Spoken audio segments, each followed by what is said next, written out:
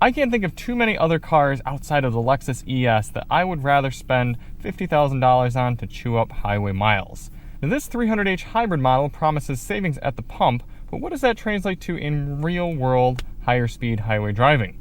Let's go find out.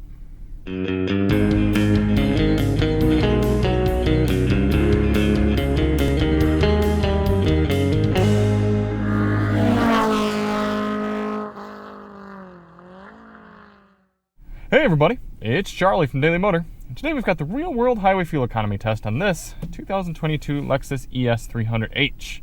Today we're going to head out and do 50 miles out, 50 miles back, averaging 70 miles per hour to get a realistic highway fuel economy number. Before we get started, let's hop out and take a look at it. Now, oddly enough, this is an F-Sport handling car, so even though it's the most fuel-efficient powertrain and a very comfortable, quiet cruiser, someone decided it'd be a good idea to make this one sporty. I don't know what sort of people are buying Lexus ES hybrids and then driving them in sporty manners, but if you are, please let me know. We can get you some help.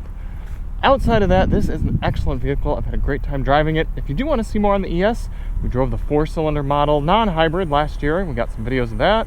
And we've also got this one covered as a DM test drive, and I think I'm going to do a little updated sound system test with this new touchscreen, and on top of that, we've even got a members only sound test. So much content for the ES. If you want to see it, links will be in the description. So why do we do this test? Well, the EPA's highway fuel economy test, which gives this ES 44 miles per gallon, that test only averages 48 miles per hour. We know there are plenty of people who take their vehicles on long road trips, especially a car like this, and they'd like to know what sort of numbers you can realistically expect in the real world.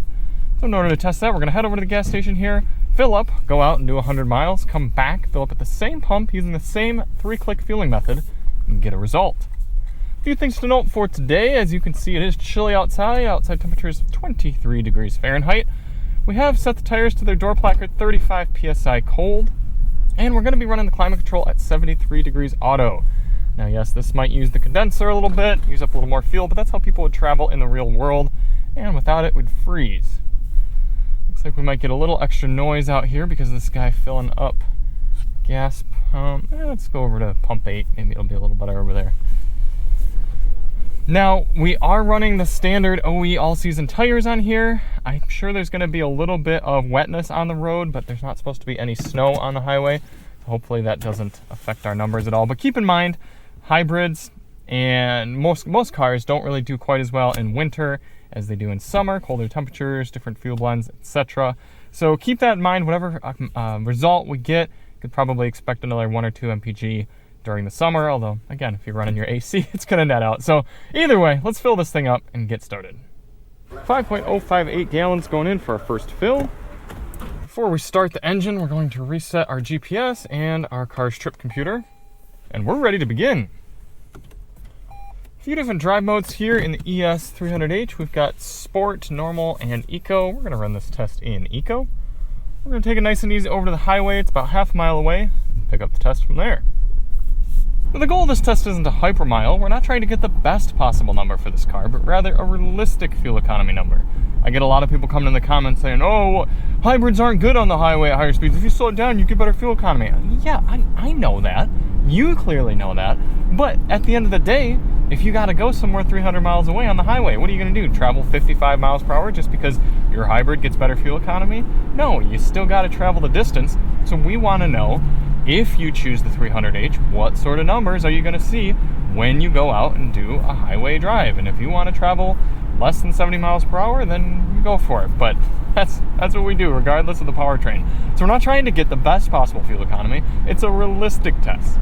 In order to do that, we're going to get up to highway speed here and set our cruise control at a GPS indicated 72 miles per hour, because that should allow us to average 70 over the whole test. It does look like the car's speedometer is pretty darn accurate, so setting in at 72, we should be able to do, yeah, we're doing about 72 on the GPS. This is an interesting quirk with a lot of Toyota and Lexus products. I have my cruise control set at 73, but we're only doing 72.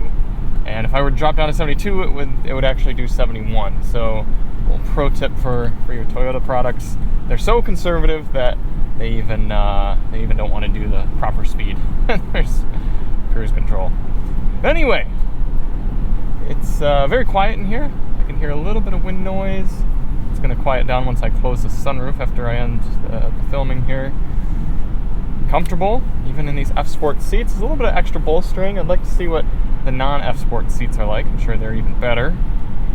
But yeah, should be a nice place to be. We've got adaptive cruise. We have a lane centering feature. I think that might be new for 2022 because it works quite well. And we're going to continue on with the rest of the test and catch up with you at the end. In the meantime, enjoy this time lapse of the entire trip.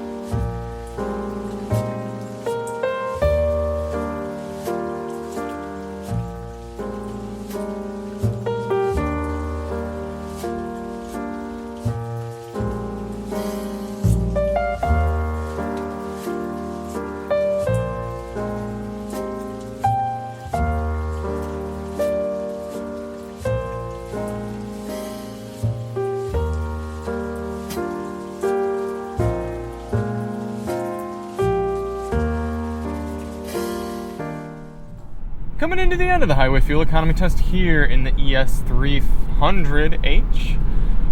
Disappointing number, and I'm hoping it's just because of the cold, but we're looking at 34 on the dash right now for MPG, 34.1 technically. That will improve a bit as we're doing this downhill section back to the pump. Unfortunately, the GoPro actually died right at the end there as I was recording that final segment, and my spare battery was also dead, so word to the wise, make sure your spares are charged. But I wanted to wrap up some of my thoughts on the highway fuel economy. Yeah, 34 is not fantastic. We'll see what we actually calculate here in a second, but I do think you'd see better than that when you're actually driving in the summer months. I think the cold weather is just really taking a toll on the hybrid. I'd like to think that little bit of snow out there is not drastically affecting fuel economy, but I will recognize and admit that it's possible it's messing with our aerodynamics. But other than that, this thing's a great highway cruiser.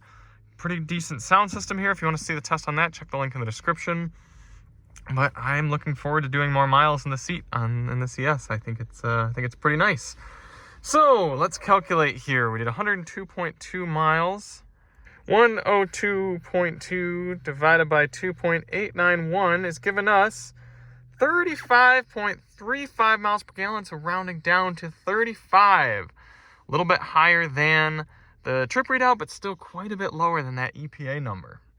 We do have a 13.2 gallon fuel tank, so 13.2 times 35 miles per gallon is giving you an effective highway cruising range of 462 miles here in the 2022 Lexus ES300h in the cold, in sub-freezing temperatures.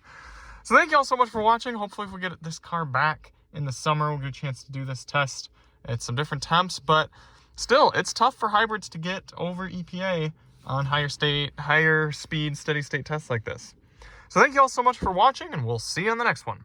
I'm Charlie from Daily Motor, and as always, drive on.